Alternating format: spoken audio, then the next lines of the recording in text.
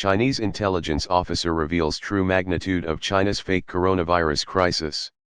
For the good of the Chinese people, permission is hereby granted to copy, quote or reproduce this article in full or in part with the hope that these revelations will help to free the Chinese populace and the citizens of Hong Kong from the evil that has befallen them.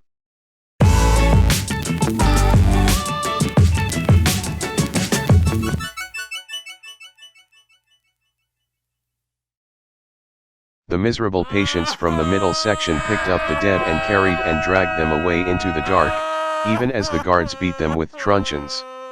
It took me a little while before I grasped what was happening. I simply could not believe what lay at the end of that path in the core. It was an enormous furnace, with great fires roaring within. One by one, their minds destroyed and their bodies twisted, the dying men and women carried the corpses to the furnace and cast them inside in a doomed attempt to hide the dreadful truth.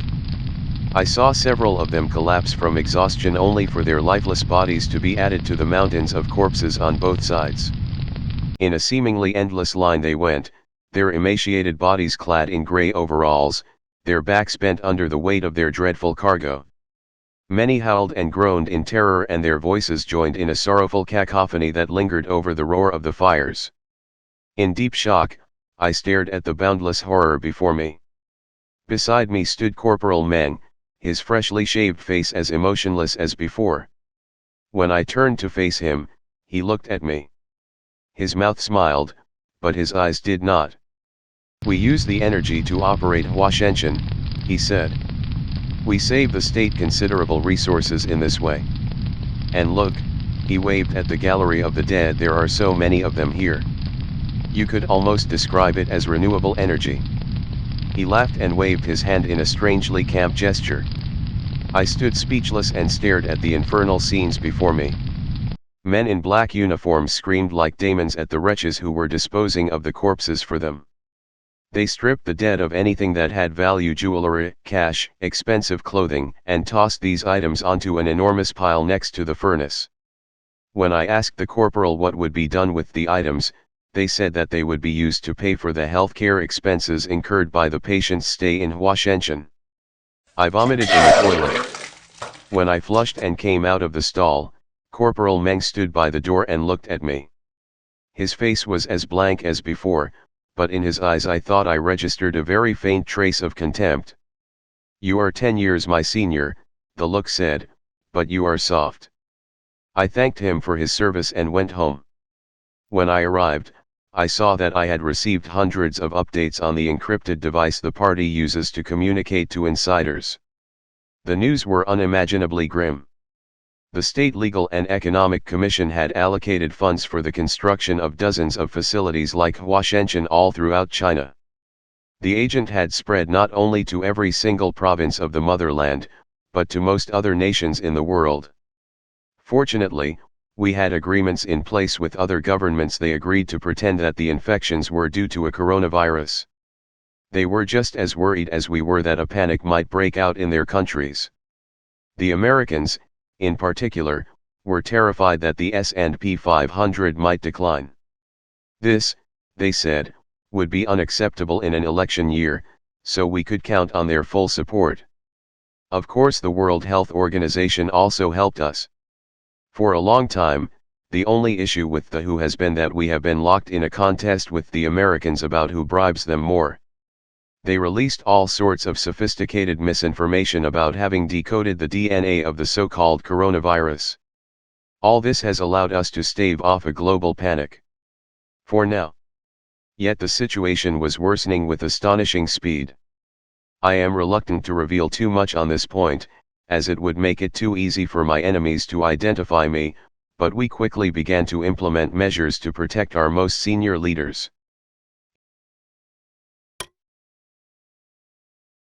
If you look at the world news, you will see that Xi Jinping, our president, disappeared for approximately 1 week after the outbreak, before being seen again with the leader of Cambodia. You should know that the person who met the Cambodian leader was not President Xi.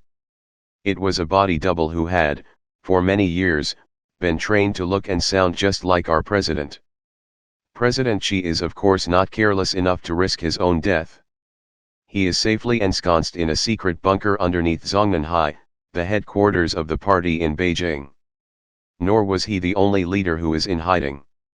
In fact, I can assure you that over half of all senior party members are currently being imitated by trained actors who are following instructions given to them via special implants. Do you really think that our Prime Minister would risk his life by going to Wuhan? All of this means that our government has become utterly paralyzed and the functions of the state have been taken over by the military. It became clear to me that our efforts were pointless. Yes, the lockdowns, travel bans and targeted assassinations of rebellious journalists allowed us to hide the true situation in Wuhan, but I knew that this would not last. Once the mass deaths begin in the rest of the world, in our estimation, this should happen within the next week or so, everyone will know the truth. It will become clear that we cannot protect ourselves from the agent. Surgical masks, hand sanitizer, gloves, nothing can stop it. Nothing except the special hazmat masks, but those cannot be produced in anything like sufficient quantities. You, an ordinary person, will never even receive one, let alone a sufficient number to see you through the coming Holocaust. For those of you reading this, therefore, all I can suggest is that you keep your loved ones close to you. Hug them, tell them what they mean to you. Enjoy the time you have left with them. It is not typical in Chinese culture to express one's feelings in this way, but I have learned the importance of such gestures. I promised my wife that I would show this document to her before I posted it. Yet I broke my word. I hear her weep in loud, hoarse sobs in the bedroom, and the keyboard of my laptop is wet with my own tears. Not long ago, we received results of the regular tests that are part of our priority medical treatment, and we learned that my son had been infected with the agent. The military police that has supplied me with the special protective mask had been giving expired and ineffective masks to my son, masks that senior officials had already worn and then discarded when they ceased to protect them. My own masks, on the other hand, had always been of the necessary quality. I suppose they decided that my son was of lower priority than me. I suppose my son could not help them with their cover-up. We had long ago decided that we would be different, we would be honest with him, always. And so when he asked us, we told him the truth. We told him that he was very sick. He asked more, and we told him he would not get better. He continued asking, and we told him that he would die. He is very small, but he was old enough to understand. His terrified wails will haunt me for the rest of my miserable days in this world. Let them come. Let them do with me as they will. I no longer care.